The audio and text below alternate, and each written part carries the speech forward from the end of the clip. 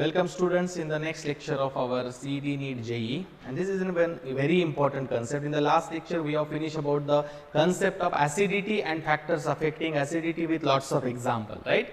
So that is a very important article, acidity and factors affecting acidity.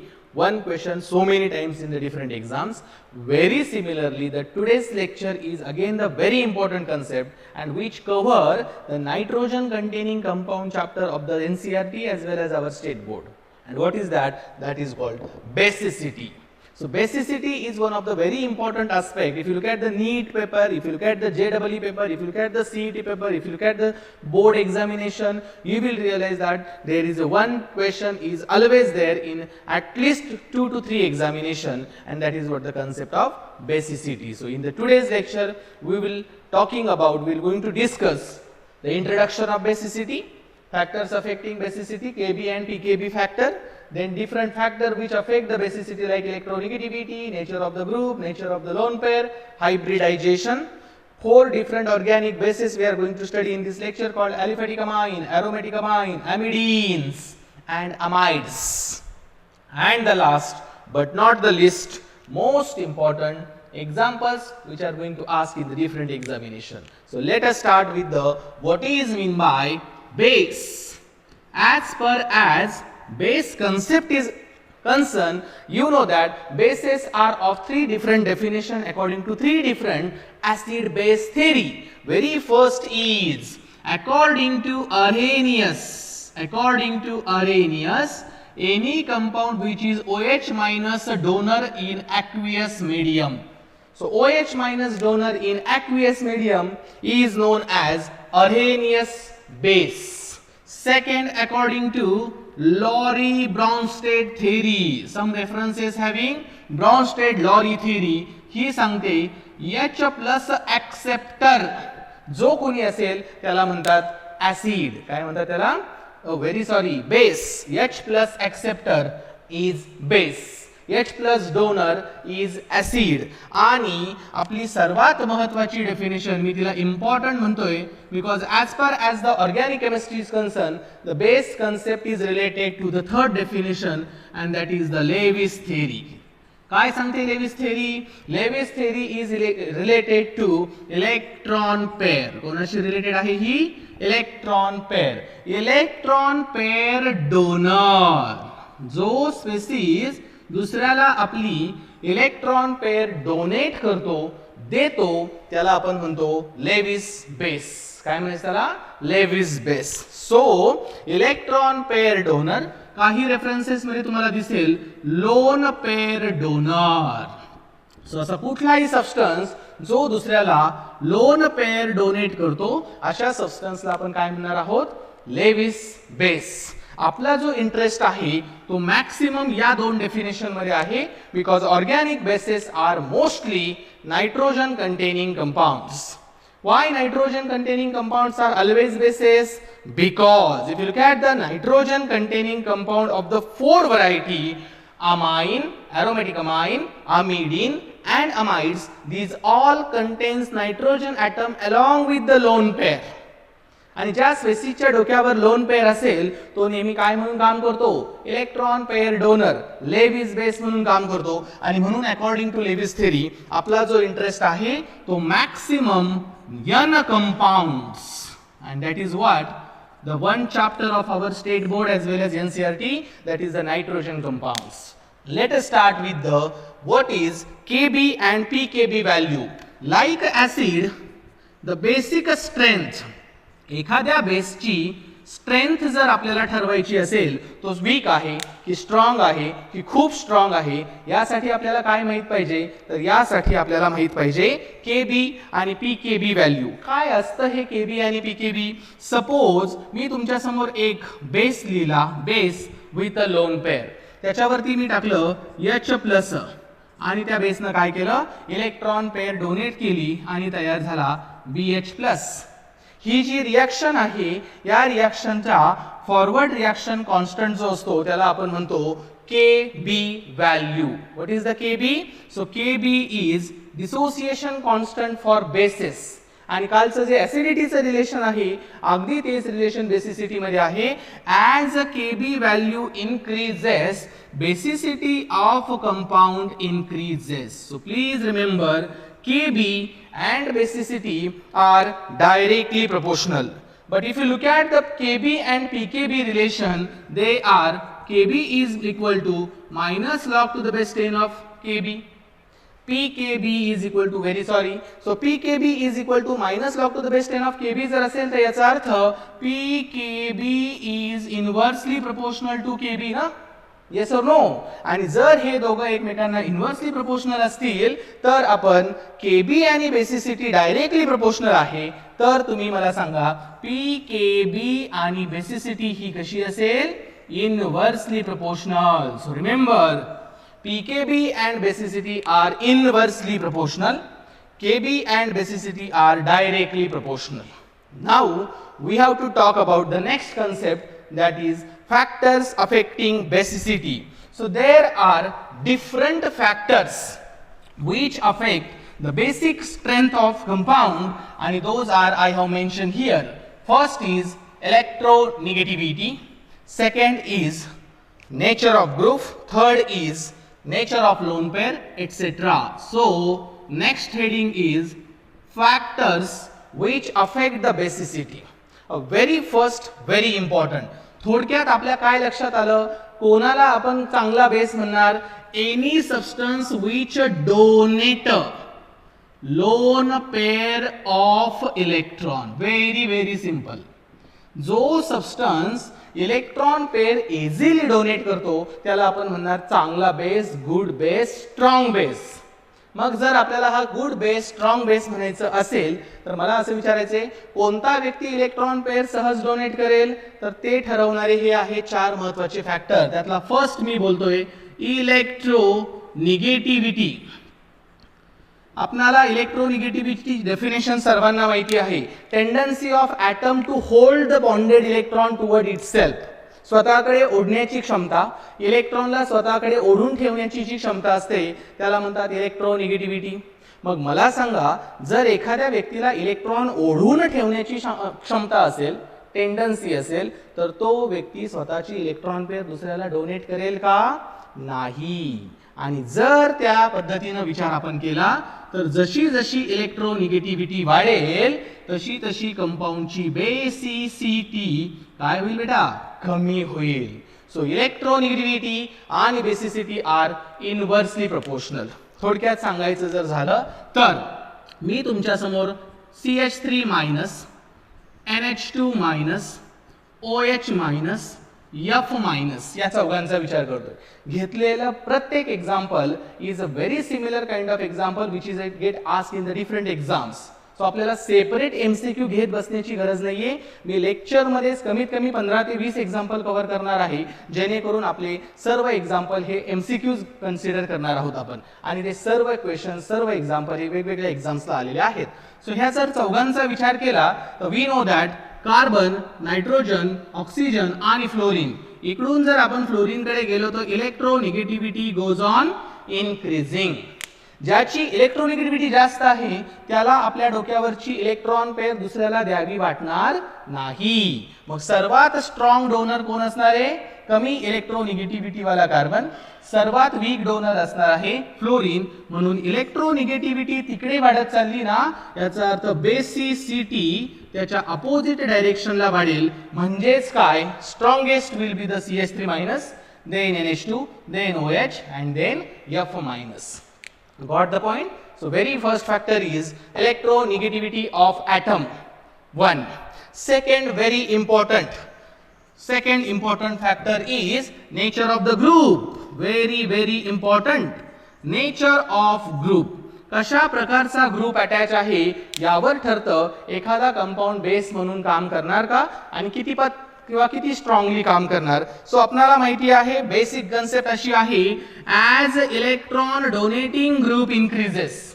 जेवढे जास्त electron donating group असतील तेवढी कंपाऊंडची electron देण्याची क्षमता वाढते. म्हणजेच बेटा बेसिसिटी काय होते? वाढते. Very important. जेवढी मी थेरी एक 10 ते 15 मिनिटात घेणार त्या टोटल थेरीवरती पुढचे 15-20 एक्झाम्पल असणार आहेत. सो इलेक्ट्रॉन डोनेटिंग ग्रुपची संख्या वाढली, electron donating group increases, basicity increases because electron donating tendency increases. Exactly same story if you talk about the resonance, if you talk about the hyperconjugation, if you talk about the inductive effect. As plus R plus CH plus I increases, basicity increases. कारण हे सर्व electron donating groups आहेत. Resonance donor, hyperconjugation donor, inductive donor etcetera. असं जर घडत असेल तर तुम्ही मला सांगायचे what happen if you attach electron withdrawing group. Electron withdrawing group increases, basicity decreases. कारण हा ग्रुप काय करतोय, इलेक्ट्रॉन डेन्सिटीला स्वतःकडे ओढतोय. जर इलेक्ट्रॉन डेन्सिटी स्वतःकडे ओढली तर तो ऍटम त्याचे इलेक्ट्रॉन दुसऱ्याला देऊ शकत नाहीये, कारण कोणीतरी त्याचाच एक व्यक्ती त्याच्या इलेक्ट्रॉन डेन्सिटीला स्वतःकडे ओढतोय. आणि म्हणून minus R, minus hyperconjugation, minus inductive हे जे इफेक्ट आहेत हे जर इन्क्रीज झाले तर कंपाऊंडची बेसिसिटी नक्कीच काय होते, डिक्रीज होते. हे प्रत्येक स्टेटमेंट मी तुम्हाला एक्झाम्पल्स मध्ये प्रूव्ह करून देणार आहे. So this is what about the second factor, nature of groups. थोडक्यात कन्क्लुजन एवढंच, electron donating group increase, basicity increase.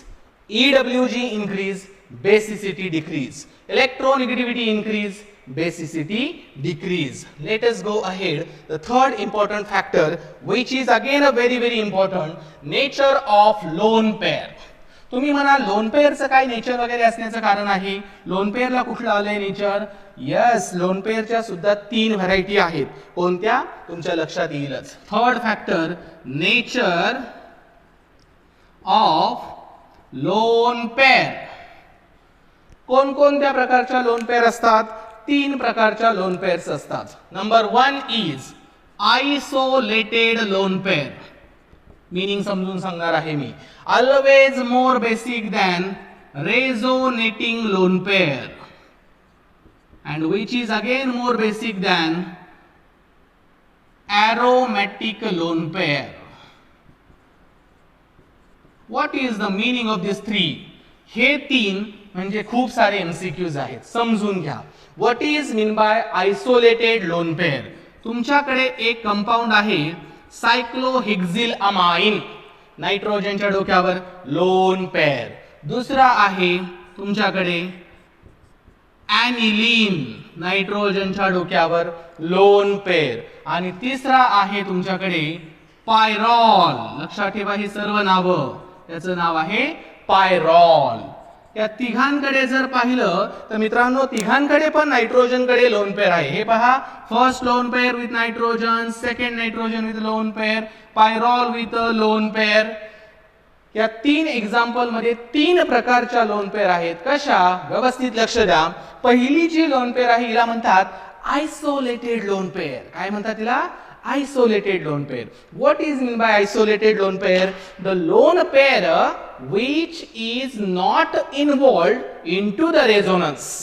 The lone pair which is free for donation तिला म्हणतात isolated lone pair. ही नायट्रोजनची lone pair कुठेही engage नाही. Engage म्हणजे कोणासोबतही bond बनवलेला नाही, कोणाशीही बिझी नाही, फ्री लोन पेअर आहे. अशी फ्री लोन पेअर सहज दिली जाते, तिला म्हणतात isolated lone pair. So isolated lone pair ही नेहमी कशी असते? फ्री लोन पेअर असते, कुठेही एंगेज नसते. म्हणून आयसोलेटेड लोन पेअरचे कंपाऊंड नेहमी मोर बेसिक. चला पुढे, ॲनिलीन कडे पहा. नायट्रोजन विथ लोन पेअर आहे, परंतु this lone pair is busy into the resonance. म्हणजे या लोन पेअरला मी म्हणेल रेझोनेटिंग लोन पेअर. म्हणजे ही कुठेतरी बिझी आहे, रेझोनन्स मध्ये व्यस्त आहे, एंगेज आहे. बरोबर? मग आता जर या दोघांची तुलना जर आपण केली, ही टोटली फ्री आहे, पटकन दिली जाईल. ही फ्री नाही, ही आता कुठेतरी बिझी आहे. या दोघांची जर तुलना आपण केली तर आयसोलेटेड लोन पेअर ही नेहमी जास्त बेसिक असते.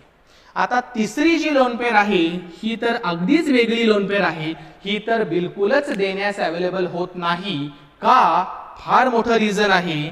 This lone pair of pyrrole is the part of aromatic ring. तुम्हाला माहिती आहे एरोमॅटिक कंपाऊंड असण्यासाठी 6 पाय इलेक्ट्रॉन असावे लागतात according to the Huckel's rule.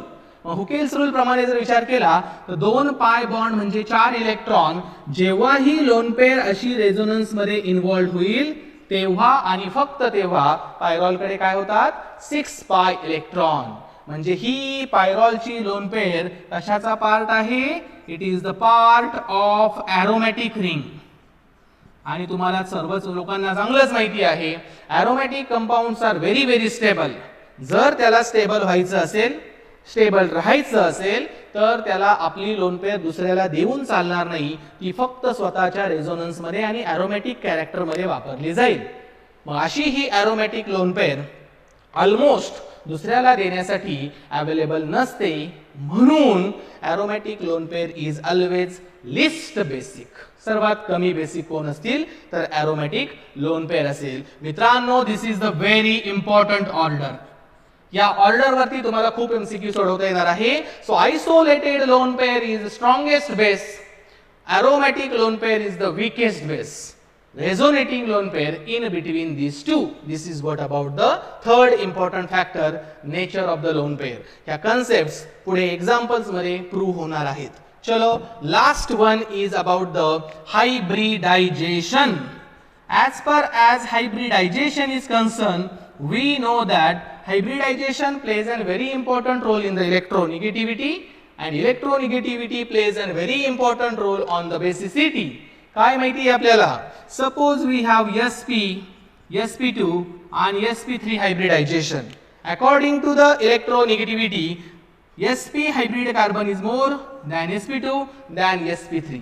म्हणजे जर आपली इलेक्ट्रॉन पेअर sp ॲटम वर असेल तर ती सर्वात कमी बेसिक असेल. व्यवस्थित ऐका, sp, sp2, sp3 percentage of s character कसं असतं 50, 33.33 आणि 25. काय माहिती आपल्याला, percentage of s character increases, electronegativity increases. As electronegativity increases, what about the basicity, decreases. मग जर या 3 हायब्रिडायझेशनचा विचार आपण केला तर सर्वात जास्त बेसिक स्ट्रेंथ मध्ये कोणतं हायब्रिडायझेशन असेल, कमीत कमी यस कॅरेक्टर असणार. आणि म्हणून बेसिक स्ट्रेंथ नेहमी कशी असते, sp पेक्षा sp2 जास्त, sp2 पेक्षा sp3 जास्त. असंच असतं का, यासाठी मी तुम्हाला पुढे गेल्यावर एक एक्झाम्पल सांगणार आहे. So these are the different varieties of 4 factor which affect the basic strength. Number 1 electronegativity, nature of group, nature of lone pair आणि हायब्रिडायझेशन. एक्झाम्पल्स मध्ये हे 4 फॅक्टर मी पुन्हा पुन्हा एक्सप्लेन करणार आहे. There are 4 variety of organic bases. Organic compound मध्ये असणारे जे बेस आहेत त्यांच्या कॉमनली 4 व्हरायटीज केलेल्या आहेत. कोणकोणत्या, ॲलिफॅटिक अमाइन ज्यांना आपण RNH2 प्रायमरी असेल तर त्याच्यामध्ये व्हरायटी आहेत, त्या मी सर्व तुम्हाला पुढे सांगेल. Primary, secondary, tertiary etcetera. aromatic amines are the second variety of bases ARNH2. Amidines are the organic compound having such a type of structure. If you look at the structure, you will have the structure amidine, nitrogen with a lone pair. And the last, amides, RC double bond ONH2. Nitrogen lone pair, nitrogen lone pair, lone pair, lone pair. So these all are the 4 variety of organic bases. आपल्याला या चौघांचा study करायचा आहे आणि त्यांच्यावरून आपल्याला directly example सोडवायचे आहेत. मी आता हे एक्सप्लेन करत बसणार नाहीये. आपण आपला जॉब आता पुढे शिफ्ट करतोय towards the very beautiful, interesting, conceptual, सर्व नॉलेज चेक करणारे एक्झाम्पल्स. सो आता इथून पुढचा जॉब फक्त एक्झाम्पल सोडवणं. ते एक्झाम्पल म्हणजे थोडक्यात आपले एमसीक्यूज आहेत आणि ते एमसीक्यूज म्हणजे ही टोटल आतापर्यंत झालेली थेरी आणि तिचं नॉलेज इंटरप्रिट करायचं आहे. Okay, so are you ready? So let us start with the one by one वेगवेगळे examples of basicity. So let us concentrate on the first example of basic strength. सुरुवात करूयात अगदी सोप्या गोष्टींपासून आणि पुढे पुढे गेलं की गोष्टींची लेवल, प्रश्नांची लेवल टफ करूयात. Examples. Let us start with the very first. We have the amide. Right, आपल्याला एक अमाइड दिलेला आहे आणि दुसरा आपल्याकडे अमाइन आहे. सर्वांच्या लक्षात येत असेल, एक अमाइड आहे, एक अमाइन आहे. आपलं लक्ष बेटा फक्त लोन पेअर कडे पाहिजे. आपलं लक्ष, आपला इंटरेस्ट फक्त लोन पेअर. सो लोन पेअरचा विचार जर केला बेटा तर याच्याकडे एका व्यक्तीकडे आहे आयसोलेटेड लोन पेअर आणि एका व्यक्तीकडे आहे रेझोनन्स दाखवणारी लोन पेअर. पाहू बरं कोणती.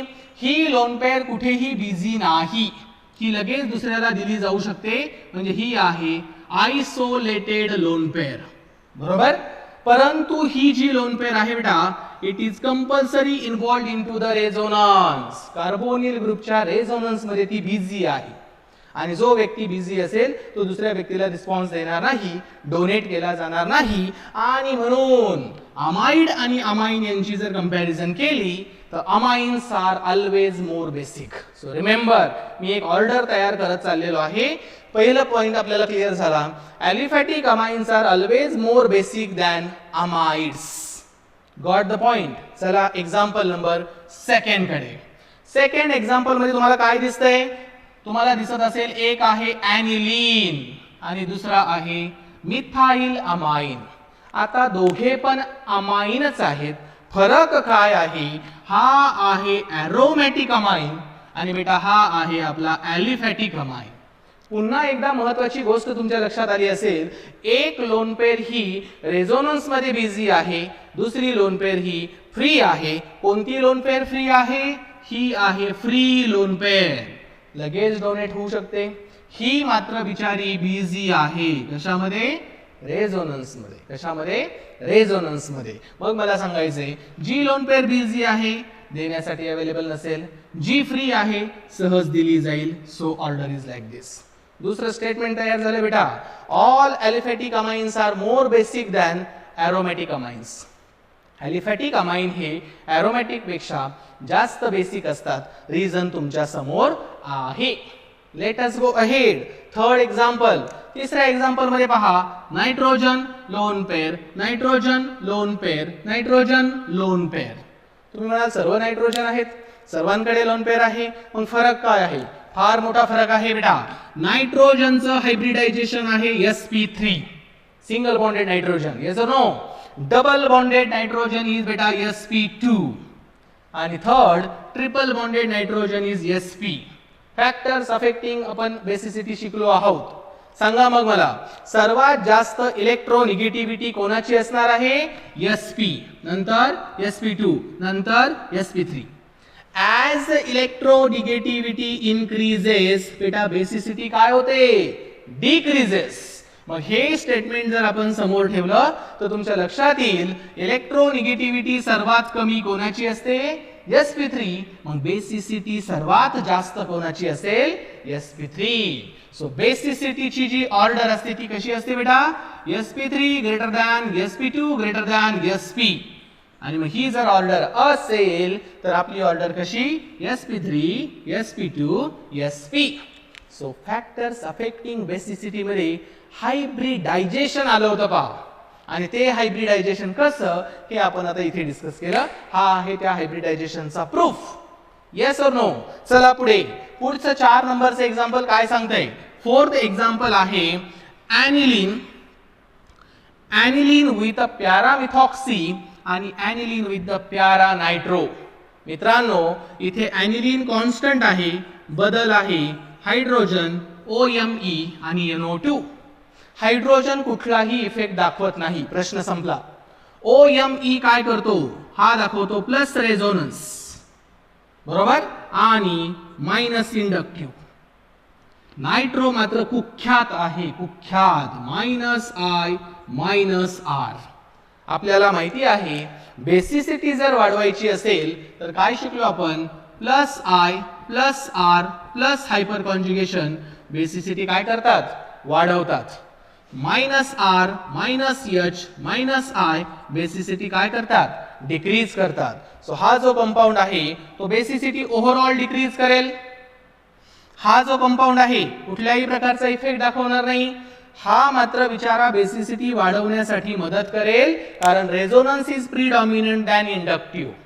मग आता विचार करा आणि मला सांगा, या तिघांमध्ये सर्वात जास्त बेसिक कोण? ज्या व्यक्तीला इलेक्ट्रॉन डोनेटिंग ग्रुप आहे तो सर्वात बेसिक, मी त्याला बी म्हणेल. So B is greater than A and A is greater than C. ही झाली बेटा तुमची basic order. Yes or no? So factors affecting electronegativity, factors affecting the basicity, nature of the group. हा आहे electron donating group, हा आहे electron withdrawing group. आपण शिकलो donor increases basicity, withdrawer decreases basicity. Yes or no? Fourth example is finished. Let us go ahead. Fifth example. आता basicity काही फक्त nitrogen आणि नायट्रोजनची लोन पेअर याच्यासाठीच असते असं नाही. असा कुठलाही व्यक्ती जो आपली लोन पेअर किंवा आपला निगेटिव्ह चार्ज किंवा सोप्या भाषेत इलेक्ट्रॉन डोनेट करतो त्याला आपण बेस असं म्हणतो. मग नेहमीच लोन पेअर असावी कंडिशन अशी नाहीये, नेहमीच निगेटिव्ह चार्ज असावा असंही काही नाहीये, फक्त इलेक्ट्रॉन डोनेट झाले पाहिजेत. मग आपला जो कार्बॅनियन आहे, carbon with the negative charge, हा सुद्धा एक बेस म्हणून काम करू शकतो. मग आता पाचव्या एक्झाम्पल मध्ये तुम्हाला मी 3 कार्बॅनियन दिलेत.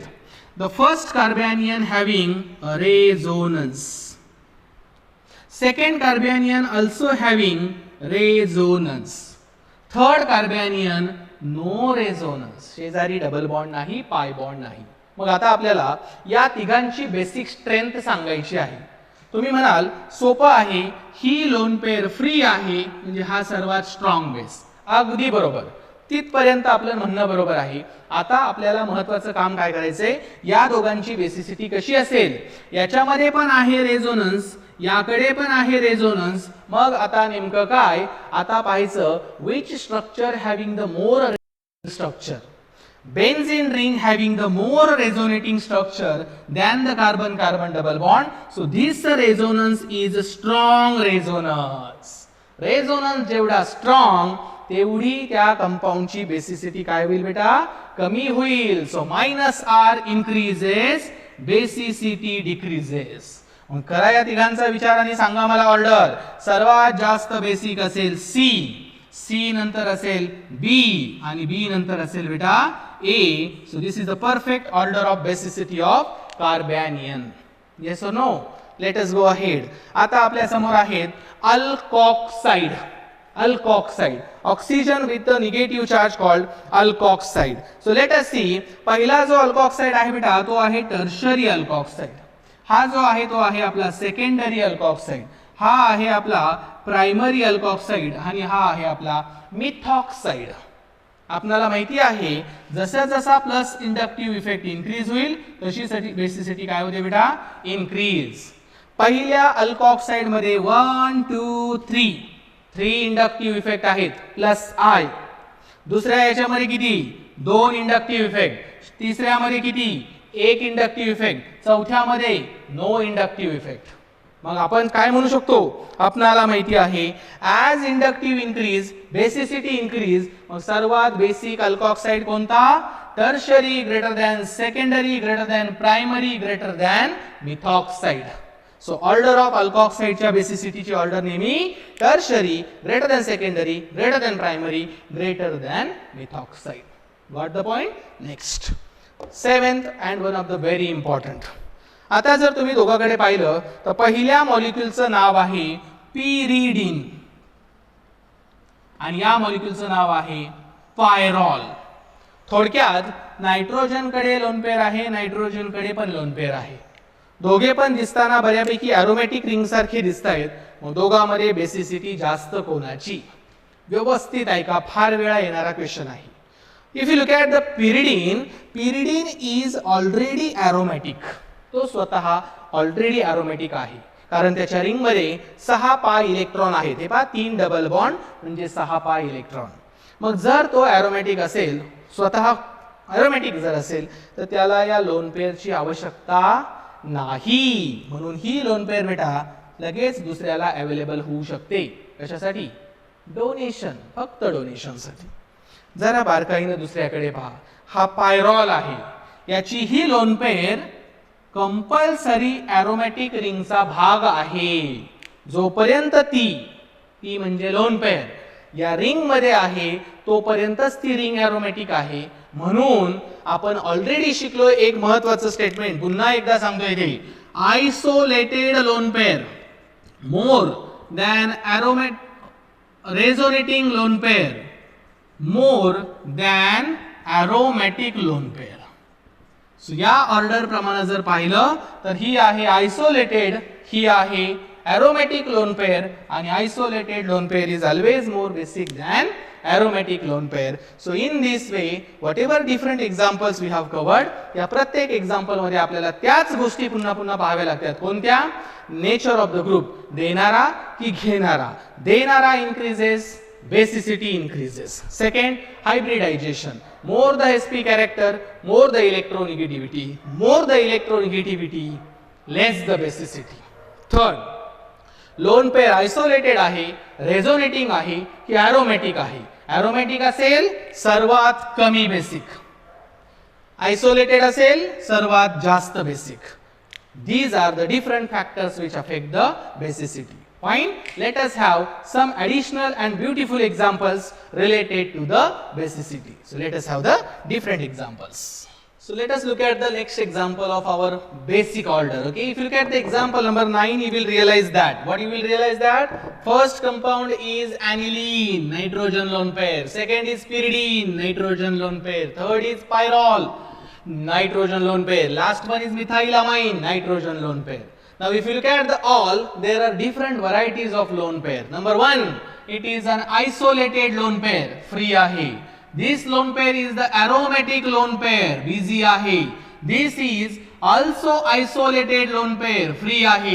This is the resonance busy lone pair, resonance ahe. आता प्रश्न, isolated, isolated, free असं म्हणेल मी, free. So free वाली lone pair जास्त बेसिक. हा कंपाऊंड आहे sp2 हायब्रिडायझेशन आणि हा आहे sp3 हायब्रिडायझेशन. आपल्याला माहिती आहे कोण जास्त बेसिक? sp3. म्हणून मी म्हणेल ऑर्डर कशी येईल?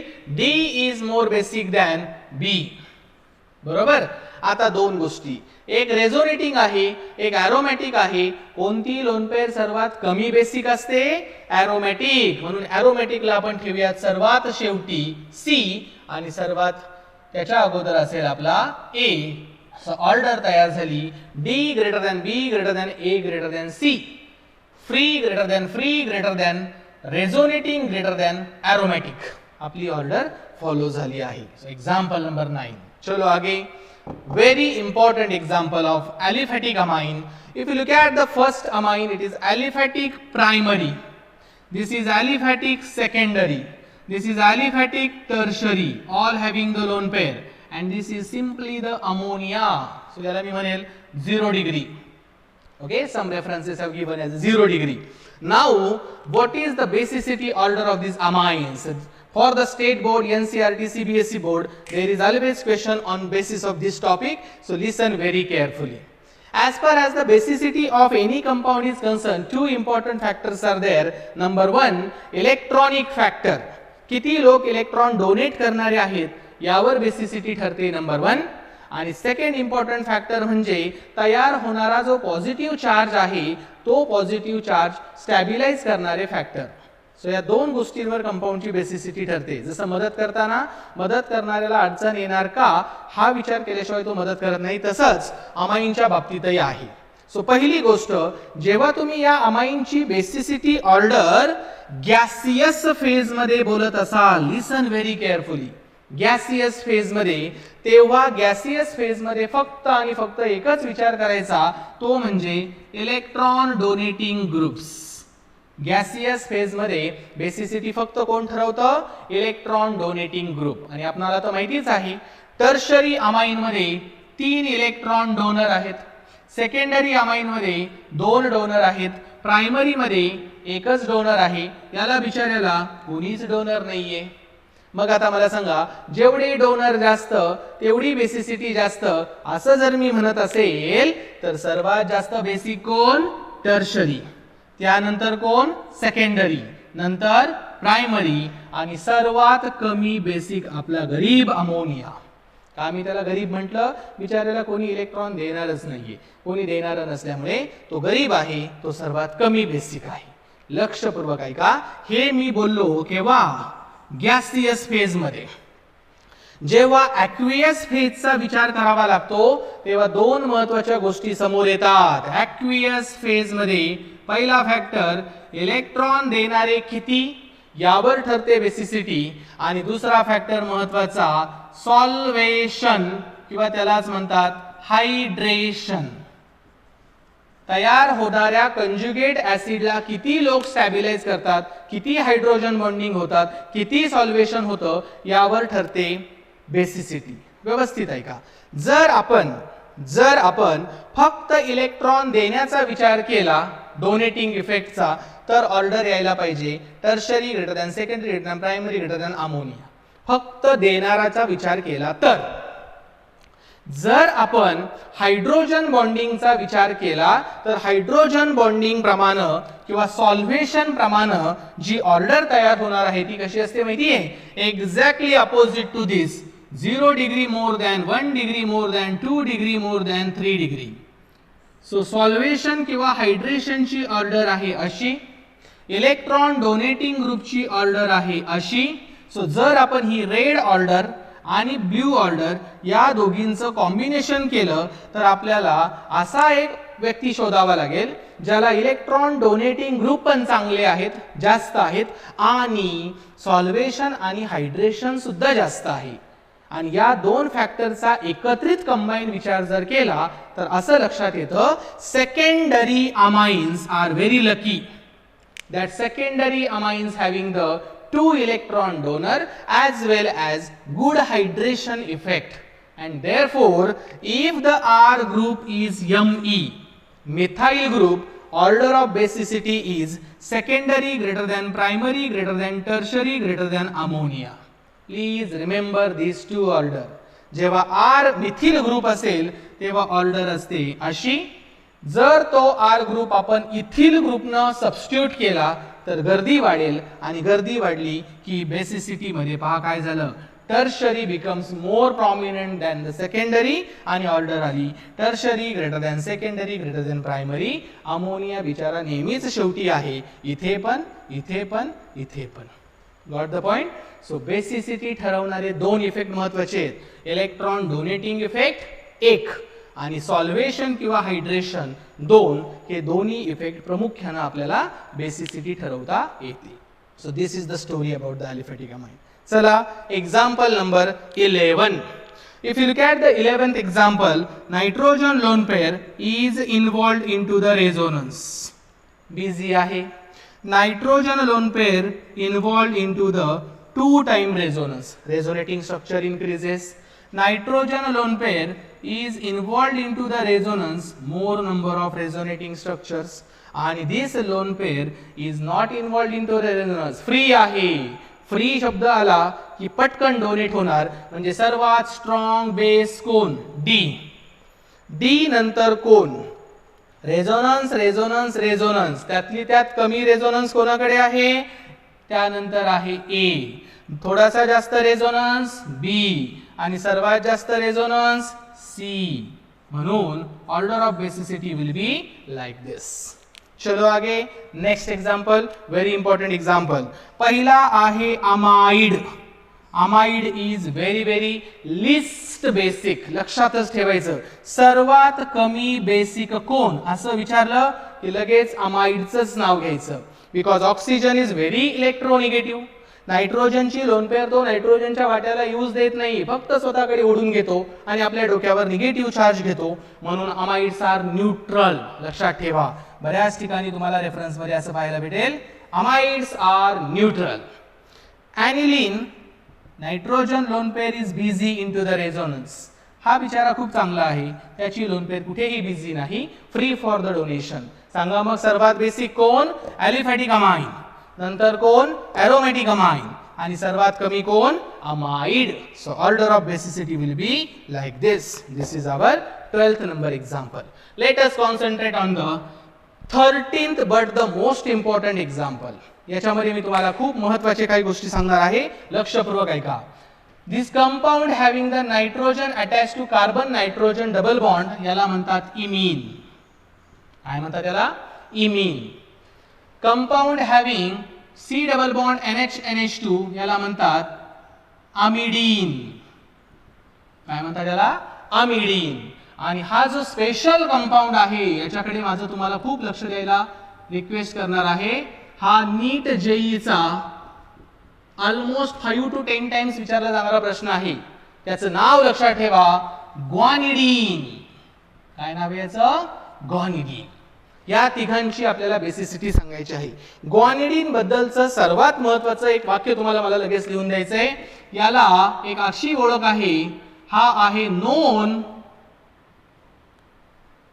Most basic organic compound. Organic chemistry मधला टॉप मोस्ट बेसिक कंपाऊंड कोण असं जर विचारलं तर पटकन नाव घ्यायचं ग्वानिडीन. सो जगातला सर्वात स्ट्रॉंग ऑर्गॅनिक बेस असं सुद्धा मी त्याला म्हणेल, जो आहे ग्वानिडीन. सो आता पाहूयात यांच्या तिघांमध्ये कोण सर्वात बेसिक आहे. इथेच क्लिअर झाले, जगातला सर्वात स्ट्रॉंग बेस ग्वानिडीन आहे, म्हणजे तो तर टॉप मोस्ट आहे. आता या दोघांकडे जरा विचार करा. ही जी लोन पेअर आहे ती अशा पद्धतीनं रेझोनन्स मध्ये बिझी आहे. याच्याकडे पण लोन पेअर आहे, याच्याकडे पण लोन पेअर आहे. जेव्हा ही लोन पेअर रेझोनन्स मध्ये अशा पद्धतीनं इन्व्हॉल्व होईल तेव्हा आपल्याला हा जो नायट्रोजन आहे याला मी ए आणि बी म्हणेल, तर ए लोन पेअर ही बी पेक्षा जास्त अवेलेबल फॉर द डोनेशन असेल. का? बी लोन पेअर रेझोनन्स दाखवते आहे, पण ए लोन पेअर ही रेझोनन्स दाखवत नाही, ती डोनेशन साठी अवेलेबल आहे. ही आहे फ्री आणि ही आहे रेझोनन्स वाली लोन पेअर. म्हणून ॲमिडीन मध्ये A lone pair is more basic than B. आणि लास्ट ग्वानिडीन मध्ये पहा, रेझोनन्स असा, रेझोनन्स असा, क्या बात है. म्हणजे हा झाला ए, हा झाला ए, हा मात्र वेगळा बी. ए दोघं सेम, बी मात्र वेगळा, परंतु बी इज मोर बेसिक दॅन ए. आणि म्हणून जर तिघांची कंपॅरिझन आपण केली तर सर्वात जास्त बेसिक कोण असणार आहे? Guanidine. So I can say C is greater than B is greater than A. ही असेल आपली ऑर्डर ऑफ बेसिसिटी. सो लक्षात ठेवा, फार महत्वाचं conclusion, guanidine is the most basic compound of chemistry. Fine. चलो सेकंड लास्ट एग्जाम्पल. आता जरा पहा, हा नायट्रोजन जो आहे तो ऑक्सिजन सोबत रेझोनन्स दाखवतो, म्हणजे हा आहे अमाइड. हा लोन पेअर या पद्धतीने रेझोनन्स दाखवतो आणि नायट्रोजन कडे जातो. सो इथे 3 प्रकारचे नायट्रोजन आहेत बेटा, मी त्यांना ABC म्हणतो, ए, बी आणि सी. सर्वात जास्त बेसिक कोण आहे माहितीये? ए, कारण त्याच्याकडे सर्व इलेक्ट्रॉन आलेले आहेत रेझोनन्सनं. त्यानंतर बी जो आहे तो नायट्रोजन सोबत रेझोनन्स आहे आणि सी जो आहे तो अमाइड आहे. आपल्याला माहिती आहे अमाइड सर्वात शेवटी असतात. सो ऑर्डर तयार झाली ABC. ऑर्डर तयार झाली ABC. So the last naphthalene, very sorry, this is what called as quinoline, pyridine आणि पायरॉल. यांच्यामध्ये जर पाहिलं तर ही लोन पेअर आहे एरोमॅटिकचा पार्ट, ही लोन पेअर आहे अवेलेबल फॉर डोनेशन, ही लोन पेअर आहे अवेलेबल फॉर डोनेशन, परंतु ही जी रिंग आहे it is again attach to another one more ring. त्यामुळे या रिंगला -R -I इफेक्ट दाखवता येईल. इथे मात्र तसा काही इफेक्ट नाही, म्हणून सर्वात बेसिक असेल पिरिडीन, त्यानंतर असेल आपला क्विनोलिन आणि सर्वात कमी म्हणजे आपला एरोमॅटिक pyrrole. So this is what the another example by which we have finished the basicity concept. Just last 1 minute, the most important order of basicity. झालेल्या पूर्ण लेक्चरचं एका ओळीमध्ये कन्क्लुजन म्हणजे एक IMP ऑर्डर. प्रत्येक जण ती नोट डाऊन करून घेणार आहात. ही ऑर्डर म्हणजे तुमच्या केमिस्ट्रीतला most important point, order of organic bases. Organic chemistry मधल्या बेसिसची ऑर्डर कशी? व्हेरी टॉपला असेल ग्वानिडिन. त्यानंतर येतात अमिडिन्स. त्यानंतर येतात secondary, tertiary, primary aliphatic amine. त्यानंतर येतात पिरिडीन. त्यानंतर येतो ॲनिलीन. त्यानंतर येतो आपला पायरॉल. आणि बेटा सर्वांच्या शेवटी जो बसलेला आहे तो म्हणजे amide. This is most IMP order of basicity. एवढे हे 50-55 मिनिटाचं जे काही लेक्चर आहे हे लेक्चर म्हणजे तुमच्या ऑर्गॅनिक केमिस्ट्रीमधली टोटल बेसिसिटी आपण कव्हर केलेली आहे. आणि सर्वात महत्त्वाची गोष्ट, एवढे सारे एक्झाम्पल्स आपण कव्हर करतोय की सेपरेटली आपण MCQ सोडवणार नाही. You peoples have to do the practice from the different books to solve question based on the acidity and basicity. So this is fine. So this is the session related to the basicity. Compulsory 1 or 2 mark question will be asked on this session. Fine? Okay.